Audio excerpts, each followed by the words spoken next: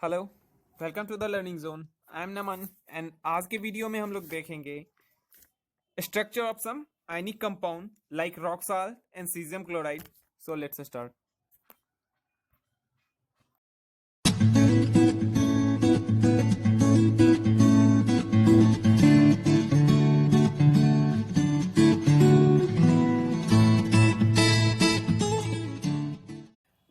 Structure of some ionic compound. तो चलो start करते हैं। स्ट्रक्चर देखते हैं कुछ आयनिक कंपाउंड का, जैसे रॉक साल्ट का और सीजियम क्लोराइड का।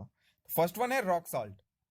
रॉक साल्ट हम किसे कहते हैं? NaCl को हम रॉक साल्ट कहते हैं। NaCl mean sodium chloride. Rock salt has cubic type structure. Rock salt का स्ट्रक्चर जो होगा वो क्यूबिक टाइप होगा। ओके, और रॉक साल्ट अगर एक NaCl है, ओके, अगर उसे हम तोड़ते हैं तो वो क्या क्या चीज में टूटेगा? एक Na प्लस Na और Cl में टूटेगा। ठीक है, Na हो गया कैटायन, Cl हो गया एनायन। Na प्लस प्लस और माइनस में टूटेगा, वो प्लस हो गया कैटायन, माइनस हो गया anion. Na plus cation, Cl minus anion. Okay, अब पोजीशन कैटायन और एनायन का, पोजीशन कैटायन और एनायन का रॉक साल्ट के स्ट्रक्चर पे कहाँ कहाँ होगा। अब हम लोग देखेंगे कि अगर ये रॉक साल्ट का स्ट्रक्चर है तो इस पे कैटायन कहाँ प्रेजेंट होगा, एनायन कहाँ प्रेजेंट है, कोई तो पोजीशन होगा दोनों का। तो दिया हुआ है in unit cell of rock salt structure cations present at each edge centre and body centre. Cation जो प्रेजेंट होगा वो हर एक एड्स के सेंटर पे होगा। एड्स मींस ये हर एक एड्स के सेंटर पे होगा और बॉडी सेंटर पे होगा, बीच में बॉडी के क्यूब के। ठीक है, और अब देखेंगे एनायन कहाँ प्रेजेंट होता है। तो पोजीशन ऑफ एनायन में दिया हुआ है in unit cell of rock salt structure anions are present at each corner and each face center। हर एक कॉर्नर पे प्रेजेंट होगा, हर एक कॉर्नर पे, और हर एक फेस सेंटर पे भी प्रेजेंट होगा। हर एक फेस सेंटर कहने का मतलब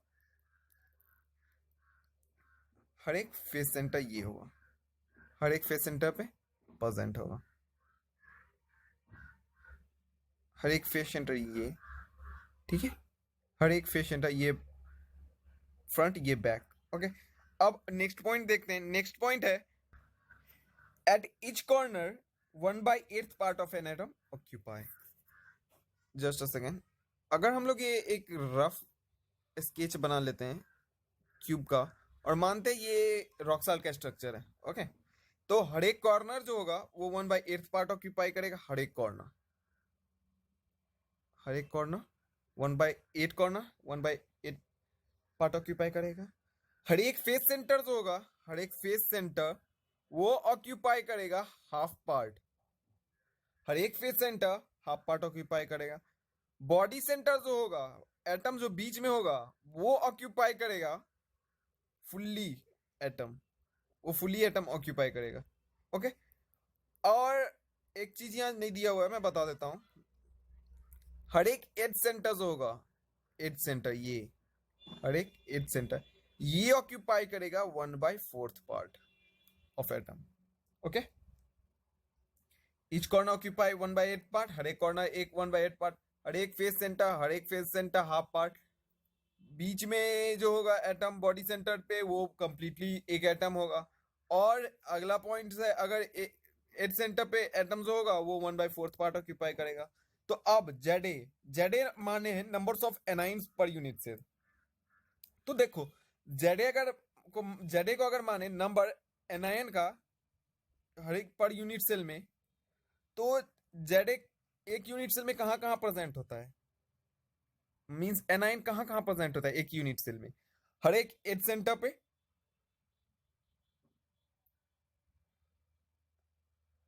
एनायन प्रेजेंट होता है हर एक कॉर्नर पे, सॉरी, एनायन प्रेजेंट होगा हर एक कॉर्नर पे और हर एक फेस सेंटर पे। ओके, तो हर एक कॉर्नर पे प्रेजेंट होगा, तो दे आर 8 कॉर्नर, तो ये 8 बना दो इसको।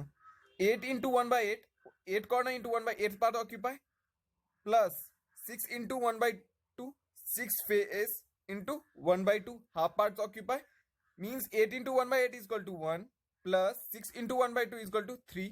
मीन्स एक यूनिट सेल में नंबर्स ऑफ एनायन जो होगा वो 4 होगा। ठीक है, अब जेड अगर को माने हैं numbers of cation per unit cell. Z denote किया गया है नंबर कैटायन का नंबर का एक यूनिट सेल में, पर यूनिट सेल में। अगर एक यूनिट सेल लेते हैं, ठीक है। तो एक यूनिट सेल में कैटायन कहाँ कहाँ प्रेजेंट होगा? हर एक एज सेंटर पे, हर एक एज के सेंटर पे प्रेजेंट होगा। अगर हर एक एज के सेंटर पे है तो 12 एड्स होता है, 12 एड्स होता है। 12 इंटू 1/4, हर एक एड्स मैंने बताया है 1/4 पार्ट ऑक्यूपाई करता है। तो 12 इंटू 1/4, तो 12 एड्स इंटू 1/4 पार्ट ऑक्यूपाई। 12 इंटू 1/4 is equal to 3 plus 1, completely 1 atoms occupied at the body centre, plus 1 is equal to 4। तो नंबर्स ऑफ कैटायन भी 4 होगा और नंबर ऑफ एनायन भी 4 होगा। तो फॉर्मूला, ओवरऑल फॉर्मूला हो जाएगा Z is equal to 4, means overall of atom per unit cell जो होगा, एनायन और कैटायन मिला के, एनायन और cation numbers of per unit cell जो होगा वो 4 होगा। ठीक है। तो नंबर्स ऑफ एटम जो लेंगे अब रॉक सॉल्ट के लिए Z, वो हम 4 होगा। ओके, अब देखते हैं रिलेशन रेडियस ऑफ कैटायन और radius of anion and edge length A के बीच में। रेडियस ऑफ कैटायन को डिनोट किया गया R प्लस से और रेडियस ऑफ एनायन को डिनोट किया गया R माइनस से। ठीक है, कैटायन R प्लस और एनायन R माइनस, और एज लेंथ को A से। अब देखते हैं, we have consider top view of a rock salt structure. Rock salt का टॉप व्यू अगर कंसीडर करें तो ये जितना भी स्काई ब्लू कलर में है, ये स्काई ब्लू कलर वो कैटायन है और ये सब एनायन है, हर एक कॉर्नर पे और फेस सेंटर पे, और ये हर एक एज सेंटर पे। ओके, अगर इसे हम कट करते हैं एक प्लेन के थ्रू जो कि पास करता है सेंटर ऑफ ऑल एटम, हर एक एटम के सेंटर से पास करे, अगर इसको ऐसे करते हैं कट, हर एक तीनों एटम के सेंटर से पास किया, इसे किए कट, तीनों एटम के सेंटर से पास किया, इसे किए कट, तीनों एटम के सेंटर से पास किया, इसे यहां से किए कट, तीनों एटम के सेंटर से पास। ये दो पैरेलल लाइन के बीच का जो स्पेस होगा वो ए कहलाएगा। ठीक है, दो पैरेलल लाइन के बीच का जो स्पेस होगा वो ए कहलाएगा। जैसे इस दोनों पैरेलल लाइन के बीच का जो स्पेस है वो ए कहलाएगा। आर क्या हो गया? आर हो गया रेडियस। ये एक एटम है, इसका ये रेडियस, ये हाफ रेडियस और ये हाफ इसका रेडियस। इसमें भी दो रेडियस होगा, मींस इसके बीच में कितना रेडियस है? एक रेडियस इसका, इसका दो रेडियस और इसका एक रेडियस, मतलब 1 2 3 और एक 4, total A is equal to 4R, means A equal to 4 radius है। 4 में है क्या? दो, एक सेकेंड में बताता हूँ। 4, एक सेकेंड मैं क्लियर करता हूँ पहले इसे।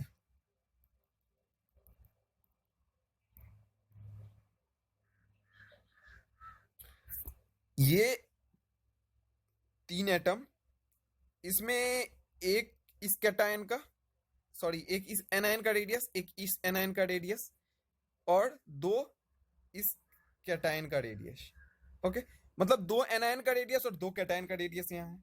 तो एक R माइनस प्लस एक R प्लस प्लस अगेन एक R माइनस प्लस अगेन एक R plus, means A equal to हो जाएगा, इस दोनों के बीच का जो A होगा वो हो जाएगा 2R plus 2R plus plus 2R minus, दो रेडियस एनायन का और दो रेडियस कैटायन का। ओके, तो A equal to 2R minus plus 2R plus को हम लिख सकते हैं A/2 equal to R minus plus R plus, means radius of cation plus radius of anion. A/2 equal to radius of cation plus radius of anion.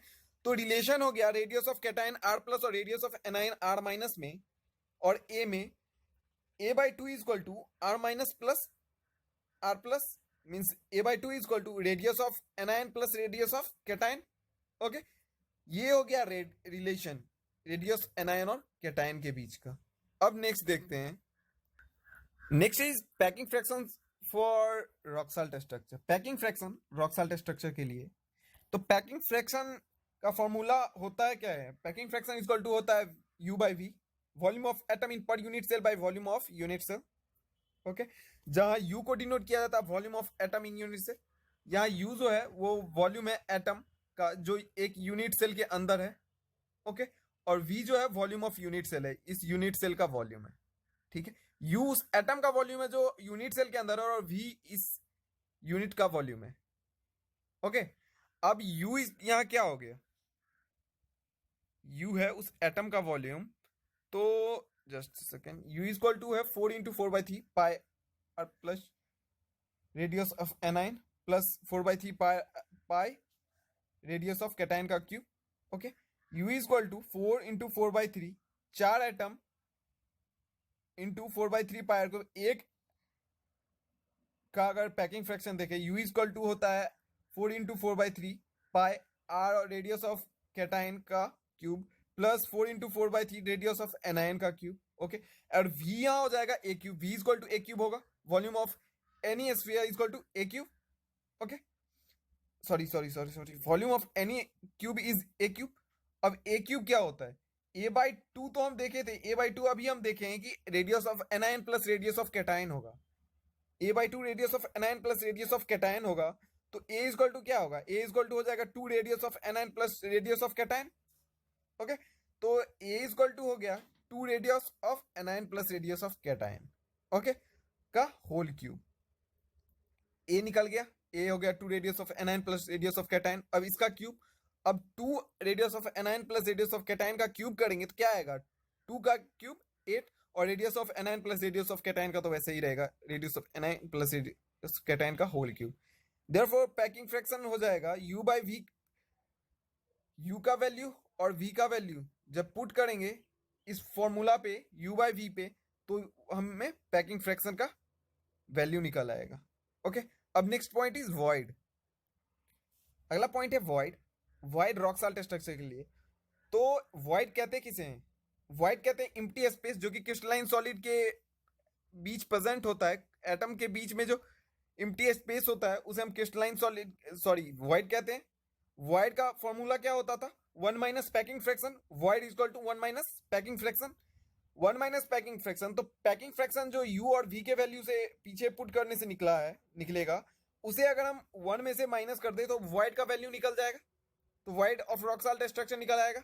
अब density rock salt structure का, density का formula हम लोग जानते हैं z into M by NO naught into A cube होता है density का फॉर्मूला, जहां z को number of atom in unit cell, m को atomic mass in gram, no को एवोगैड्रोस नंबर और a को एर्थ लेंथ इन सेंटीमीटर क्यूब से डिनोट किया जाता है। डेंसिटी हम लोग पीछे भी पढ़ चुके हैं कि z into M by NO naught into A cube होता है, जहां z होता है numbers of atom in NaCl, number of atom in unit cell, m equal to होता है atomic mass in gram, no equal to होता है Avogadro's number, A cube होता है एर्थ length in centimetre cube. Okay, तो डेंसिटी ऑफ NaCl का density निकालना है यहाँ, तो z इक्वल टू हम पीछे देख चुके हैं, z इसका NaCl का जो होता है वो 4 होता है, z इक्वल टू 4 पुट होगा, m mass atomic mass NaCl का जो होगा वो ग्राम में यहाँ पुट होगा, प्लस no एवोगैड्रोस नंबर जो कि एक कांस्टेंट है वो, और ए क्यूब एज लेंथ जो इसका होगा, हर एक यूनिट सेल का जो एज लेंथ होगा वो सेंटीमीटर क्यूब में चाहिए मुझे, वो सेंटीमीटर क्यूब में पुट करेंगे, ओवरऑल जो रिजल्ट आएगा वही होगा डेंसिटी NaCl का। Okay, now coordination number rock salt का। तो in rock salt structure each cation is surrounded by 6 anion nearest neighbor and each anion is surrounded by 6 cation nearest neighbor। just a second, यहां जो है rock salt structure में हर एक cation surrounded होगा 6 anion से, और हर एक एनायन जो होगा वो सराउंडेड होगा 6 कैटायन से। ठीक है, अगर एक कैटायन है ये सराउंडेड होगा 6 नियरेस्ट एनायन से, और एक कैटायन अगर एनायन है तो वो 6 कैटायन से, मतलब एक एनायन 6 कैटायन से नियरेस्ट 6 कैटायन से सराउंडेड होगा, और एक एनायन नियरेस्ट 6 कैटायन से। ओके, कैटायन एनायन जो होगा हर एक दूसरे के 6 एटम से सराउंडेड होगा। ओके, इसीलिए हम इसे 6/6 स्ट्रक्चर भी कहते हैं। हेंस पूछता है कि रॉक साल्ट को हम 6/6 स्ट्रक्चर क्यों कहते हैं, तो इसे हम डिफाइन कर सकते हैं, बता सकते हैं कि रॉक साल्ट स्ट्रक्चर को हम 6/6 स्ट्रक्चर इसलिए कहते हैं क्योंकि हर एक कैटायन 6 नियरेस्ट नेबर एटम से सराउंडेड होता है, हर एक एनायन अगले 6 कैटायन से नियरेस्ट कैटायन से सराउंडेड होता है, इसे हम कहते हैं 6/6 structure. In that rock salt structure it types coordination number 6, इसलिए कोऑर्डिनेशन जब नंबर जो होगा रॉक सॉल्ट एस्टर का वो 6 होता है, ठीक है। तो रॉक कोऑर्डिनेशन नंबर देख लिए रॉक सॉल्ट का 6 होता है। अब नेक्स्ट पॉइंट देखते हैं। सॉल्ट का देख लिए, रॉक सॉल्ट में का स्ट्रक्चर देख लिए, उसका रिलेशन रेडियस ऑफ एनायन और कैटायन और एज के बीच देख लिए, वॉइड देख लिए, पैकिंग फ्रैक्शन देख लिए, कोऑर्डिनेशन नंबर देख लिए। अब देखते हैं सेकंड सीजियम क्लोराइड, सेकंड आया। अब सीजियम क्लोराइड का जो स्ट्रक्चर होता है वो क्यूबिक टाइप होता है। जैसे रॉक सॉल्ट का क्यूबिक होता था, इसका भी स्ट्रक्चर क्यूबिक होता है, ओके। अगर CaCl सीजियम क्लोराइड है, इसको अगर तोड़े तो Cs प्लस और Cl माइनस में ये टूटेगा। Cs प्लस कैटायन और Cl माइनस एनायन में टूट गया। CaCl सीजियम क्लोराइड को तोड़े तो सीजियम क्लोराइड टूटा Cs कैटायन और Cl माइनस एनायन में, ओके। अब कैटायन कहाँ पे प्रेजेंट होगा और एनायन कहाँ पे प्रेजेंट होगा, इस क्यूब पे, ठीक है। तो कैटायन और एनायन का पोजीशन इस क्यूब में देखेंगे। तो पोजीशन ऑफ कैटायन दिया हुआ है in unit cell, cations are present at body centre. Unit cell में अगर एक यूनिट सेल है, ये इस क्यूब में एक यूनिट सेल में पोजीशन जो कैटायन का होगा वो प्रेजेंट होगा बॉडी सेंटर पे, बॉडी सेंटर मतलब सेंटर पे, ओके। और एनायन का पोजीशन जो होगा वो प्रेजेंट होगा हर एक कॉर्नर पे क्यूब के। एनायन प्रेजेंट होगा हर एक कॉर्नर पे क्यूब के, इस कॉर्नर पे भी, इस कॉर्नर पे भी, इस कॉर्नर पे भी, ओके। हर एक कॉर्नर पे एनायन प्रेजेंट होगा और बॉडी सेंटर पे कैटायन प्रेजेंट होगा। तो सीजियम क्लोराइड का स्ट्रक्चर होता था cubic type structure. CS cation, caesium chloride टूटता था CS प्लस और Cl minus, CS plus cation Cl minus anion में। पोजीशन जहां कैटायन का होगा बॉडी सेंटर पे और एनायन का पोजीशन होगा हर एक कॉर्नर पे, ओके। तो देख लिए पोजीशन कैटायन का और एनायन का सीजियम क्लोराइड में। अब नेक्स्ट टॉपिक, नेक्स्ट पॉइंट है at each corner 1/8 part of an atom occupy. Just a second, अगर हम बना लेते हैं एक ये क्यूब और मानते हैं कि ये सीजियम क्लोराइड का स्ट्रक्चर है, ठीक है। अगर ये सीजियम क्लोराइड का स्ट्रक्चर है और हर एक एनायन कहाँ प्रेजेंट होता है, हर एक कॉर्नर पे, हर एक कॉर्नर पे एनायन प्रेजेंट है, कैटायन प्रेजेंट है बॉडी सेंटर पे, ठीक है।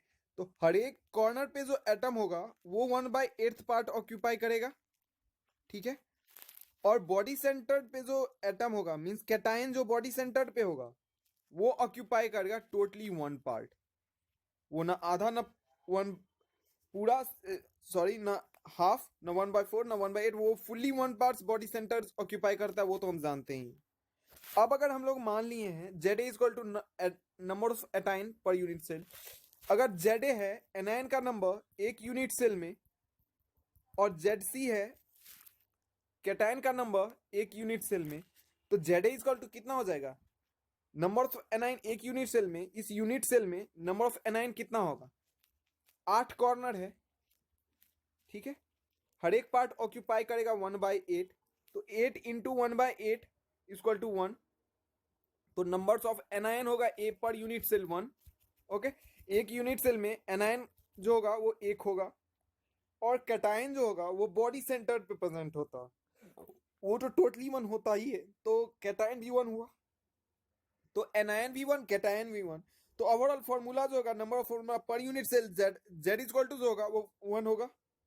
मींस सीजियम क्लोराइड के लिए Z का वैल्यू 1 लिया जाएगा, जहां ZA equal to number of anion है जो कि 1 होगा, हर एक कॉर्नर 1/8 पार्ट ऑक्यूपाई करेगा और 8 कॉर्नर इक्वल टू 1, और ZC equal to number of cation है बॉडी सेंटर पे, तो 1 वो हो गया। अब देखते हैं नेक्स्ट पॉइंट, अब देखते हैं अगला पॉइंट है relation between radius of cation R plus और radius of anion R minus and edge length A of CaCl structure. Relation cation के रेडियस में, एनायन के रेडियस और A के बीच में। तो रिलेशन के बीच में है क्या, रेडियस और एज लेंथ के बीच में। तो हम लोग कंसीडर करेंगे टॉप स्ट्रक्चर CaCl का स्ट्रक्चर, ठीक है। तो ये CaCl का अगर स्ट्रक्चर है जहां कैटायन प्रेजेंट है बॉडी सेंटर पे और एनायन प्रेजेंट है हर एक कॉर्नर पे, हर एक कॉर्नर पे, ठीक है। तो यहाँ दिया हुआ form geometry AC equal to under root AD square plus CD square. हम अगर AC निकालते हैं, ये AC, तो AD का स्क्वायर होगा प्लस DC का स्क्वायर होगा बाय पाइथागोरस थ्योरम। ठीक है, और हम लोग जानते हैं इसका हर एक साइड जो होगा, हर एक एज जो होगा वो A है, तो AD इक्वल टू A और CD इक्वल टू A। ठीक है, तो under root A square plus A square, तो AC आ जाएगा अंडर रूट 2A। ठीक है, अब नेक्स्ट देखते हैं, A' C निकालना है मुझे। AC निकल गया, ठीक है, AC जो था वो निकल गया, ये हो गया अंडर रूट 2A। अब है निकालना मुझे A'(C). ओहो, जस्ट अ सेकंड। अब हमें निकालना है A'(C). A'(C) मीन्स ये, एक मिनट रुक जाओ। अब हमें निकालना क्या है, ये A' और C के बीच का। ये निकालने के लिए मुझे हमें लेना क्या पड़ेगा, बाय पाइथागोरस थ्योरम, A' का स्क्वायर प्लस AC का स्क्वायर अंडर रूट A' का स्क्वायर प्लस AC का square by Pythagoras theorem. Height into base, perpendicular by base equal to hypotenuse निकलेगा। तब A'(C) अगर निकालना है मुझे, तो A' का होल स्क्वायर प्लस AC का होल स्क्वायर। तो A'(A) क्या हो गया, A'(A) एज है एक इस क्यूब का। जस्ट सेकंड दिखा देता हूं मैं। ये जो होगा एक एज है, तो ये A है, और AC अभी निकाले हैं, AC निकला था अंडर रूट 2A, तो A square under root A square plus under root 2A square. अगर हम इसे सॉल्व करते हैं तो A'(C) जो होगा ये निकल आएगा रूट 3A। ठीक है, इसे हम इक्वेशन 1 माने। और अगर देखें रियल अरेंजमेंट एटम से, तो एक एटम यहाँ, एक एटम यहाँ, एक एटम इस कैटायन का, एक एटम यहाँ, एक एटम यहाँ। अगर A'(C) के बीच में देखें तो 3 एटम है, एक पार्ट इसका, 2 रेडियस इसका और एक रेडियस इसका। तो यहाँ A'(C) के बीच में देखें तो 2 कैटायन का रेडियस है प्लस 2 एनायन का रेडियस है। 2 कॉमन ले लेते हैं, तो radius of cation plus radius of anion, ये हो गया। इसे हम सेकेंड इक्वेशन मान लेते हैं। AC का वैल्यू और इसको सेकेंड इक्वेशन माने, तो A'(C) इक्वल टू एक जगह है रूट 3A और दूसरी जगह है 2 radius of cation plus radius of anion. अगर दोनों इक्वेशन से देखें तो under root 3A equal to हो जाएगा 2 radius of anion plus radius of cation. तो रूट 3A/2, अगर 2 को हम इस साइड ले आते हैं तो रूट 3A/2 इक्वल टू क्या होगा, radius of anion plus radius of cation. तो रिलेशन सीजियम क्लोराइड में, cation anion and length A के बीच में जो होगा वो होगा radius of cation, radius of cation plus radius of anion equal to root 3A/2। ओके, रिलेशन ये हो जाएगा रेडियस ऑफ एनायन और कैटायन का बीच में। अब देखते हैं नेक्स्ट पॉइंट। नेक्स्ट पॉइंट है पैकिंग फ्रैक्शन। पैकिंग फ्रैक्शन किसे कहते हैं? पैकिंग फ्रैक्शन का फॉर्मूला क्या होता था, पहले भी देख चुके हैं। पैकिंग फ्रैक्शन का फॉर्मूला होता है U/V, जहां U होता है वॉल्यूम ऑफ एटम और V होता है वॉल्यूम ऑफ यूनिट सेल। ये हो गया एटम और ये हो गया यूनिट सेल। ठीक है, एक यूनिट सेल। ठीक है, volume U equal to volume of atom in unit cell और V equal to volume of unit cell. U और V का पहले भी देख चुके हैं कैसे निकालना है। U इक्वल टू होगा वॉल्यूम ऑफ एटम, और एक एटम का अगर वॉल्यूम है, एटम जो कि स्फीयर होता है, और स्फीयर का वॉल्यूम का फॉर्मूला होता है 4/3 πr³। ठीक है, तो ये हो जाएगा 4/3 πr³। रेडियस, एक बार रेडियस ऑफ एनायन का लेके और एक बार रेडियस ऑफ कैटायन का लेके। ठीक है, तो ये हो गया 4/3 पाई रेडियस ऑफ एनायन का whole cube, 4/3 pi radius of cation का होल क्यूब। ठीक है, अब V volume, V equal to A cube. ओके, V equal to A cube है। जानते हैं वॉल्यूम अगर किसी क्यूब का निकालना हो तो V equal to A cube होता है, एर्स का क्यूब। तो एर्स निकला हुआ था, A निकला हुआ था कितना, root 3A/2 equal to radius of anion plus radius of cation निकला था पीछे। ठीक है, अगर उसको सॉल्व करें तो A इक्वल टू आएगा 2 radius of anion plus radius of cation by √3 का होल क्यूब। 2 का क्यूब हो गया 8, R radius of anion plus radius of cation वैसे ही रह गया, और 3√3 यहाँ क्यूब डाल दो। Okay, by proper calculation we get the value of U and value of B. V is equal to 8 radius of anion plus radius of cation by 3√3. Now put this value on the place of U and B and we get the value of packing fraction. Now void क्या होता है? void होता है 1 minus PF. अगर एक 1 minus से PF packing fraction को का वैल्यू जो निकलेगा वो घटाएंगे तो void आ जाएगा। ठीक है, अब एक और पॉइंट ऊपर छूटा हुआ, वो है nearest distance between 2 atom in CSCl structure. 2 CSCl atom के बीच में, 2 एटम के बीच में नियरेस्ट डिस्टेंस कितना होगा? अगर ये 2 एटम है, एक कैटायन एक एनायन, 2 के बीच में कितना है? एक रेडियस एनायन का और एक रेडियस कैटायन का, यही है। तो radius of anion plus radius of cation equal to √3a/2। √3/2 पहले देख चुके हैं, radius anion plus radius cation आ चुका है। अब डेंसिटी क्या होता है? डेंसिटी का फॉर्मूला होता है Z/m/no/a³। ये पहले भी देख चुके हैं, बस यहाँ सिमिलर होगा ये NaCl की तरफ, बस यहाँ एक चीज चेंज होगा। Z इक्वल टू वहां 4 लिए थे, वहां 1 लेंगे। वहां एटॉमिक मास लिए थे NaCl का, यहाँ सीजियम क्लोराइड का लेंगे। वहां एज लेंथ लिए थे सेंटीमीटर क्यूब में, यहाँ भी एज लेंथ सेंटीमीटर क्यूब में लेंगे। ठीक है, तो ये हो गया डेंसिटी CSCl स्ट्रक्चर का। ओके, अब नेक्स्ट पॉइंट है कोऑर्डिनेशन नंबर ऑफ CSCl। अब नेक्स्ट पॉइंट में है कोऑर्डिनेशन नंबर CSCl का। तो उसमें क्या था, NaCl में क्या था? एक कैटायन सराउंडेड होता था 6 एनायन से। इसमें क्या है, और हर एक कैटायन, अगर एक एनायन है वो सराउंडेड है 6 कैटायन से, अगर तो एक एनायन है जो सराउंडेड है 6 कैटायन से, और एक कैटायन है जो सराउंडेड है 6 एनायन से, इसीलिए उसको 6/6 स्ट्रक्चर कहते थे। ठीक है, उसका कोऑर्डिनेशन नंबर भी 6 होता था। सिमिलरली CSCl स्ट्रक्चर में क्या होगा, हर एक कैटायन जो होगा वो सराउंडेड होगा 8 एनायन से। एक कैटायन अगर है वो सराउंडेड होगा 8 एनायन से।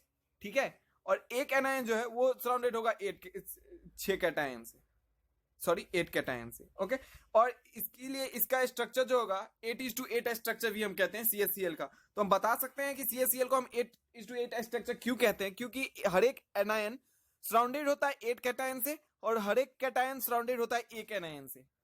सॉरी, हर एक एनायन सराउंडेड होता है 1 कैटायन से, और हर एक कैटायन सराउंडेड होता है 8 एनायन से, इसीलिए हम इसको 8:8 स्ट्रक्चर भी कहते हैं। ठीक है, और कोऑर्डिनेशन नंबर जो होगा CSCl स्ट्रक्चर का वो 4 होगा। ओके, तो ये था सीजियम क्लोराइड और रॉक्साल का स्ट्रक्चर। कोऑर्डिनेशन नंबर देखें जिसमें हम लोग वॉइड देखें, पैकिंग फ्रैक्शन देखें, और पोजीशन देखें कहाँ प्रेजेंट होता है सीजियम क्लोराइड में एनायन और कैटायन, और कहाँ प्रेजेंट होता है NaCl में कैटायन और एनायन। ठीक है, अब सो ये दोनों टॉपिक हो गया खत्म। सो इस वीडियो में इतना ही। Thanks for watching the video. Keep like and subscribe our channel and go to the description box and download our app. Thank you.